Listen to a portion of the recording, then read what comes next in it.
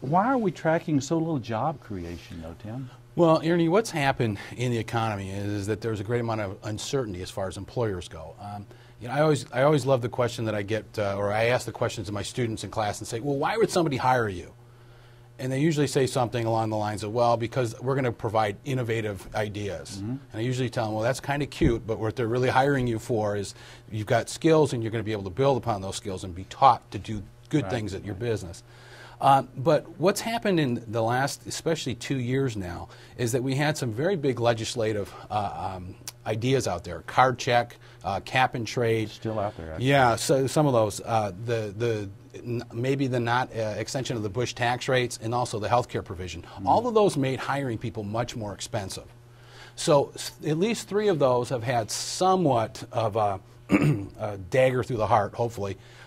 So I think that we're going to finally start to see some improvement in the jobless rates. Yeah. But at the same time, it's been difficult because businesses don't want to hire yet because of all those uncertainties. But they're down to the bone in terms of cutting labor. Tony, what do you? I mean, what's your theory on this of why? I mean, we're hearing that you nasty business people, you're making profits and you're not hiring. What the heck's going on here? They are hiring, and some of the numbers this past week showed that they're hiring, and they're hiring those jobs not within the borders of the U.S. Many multinationals are hiring offshore. And there's a reason for that, Ernie. If you go back, one of the best things that I could suggest to anybody is to read Lester Thoreau's book, The Future of Capitalism. He wrote that book in 1995. Lester Thoreau's worldwide known economist, advisor to President since John F. Kennedy. And a dean of the College of Business. Dean of the College of Business at MIT, and a great scholar. He pointed out in his book, Future of Capitalism, that if you have third world skills and live in a first world country, up until about 15 years ago, you still commanded a first world wage simply because you lived in the right country. Right.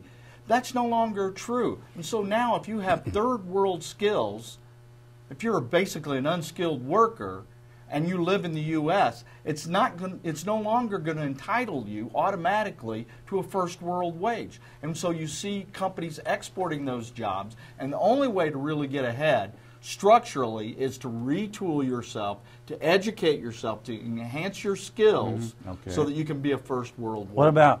What about this? If you want a job with a U.S. company, move to Europe. How's that? Well, just kidding, folks. Just kidding. Or you can move to Asia and get an Asian wage. That's right. Now the problem with that is obvious. So, but what people want is they want those first world wages, but they haven't been willing to invest in themselves for first world skills.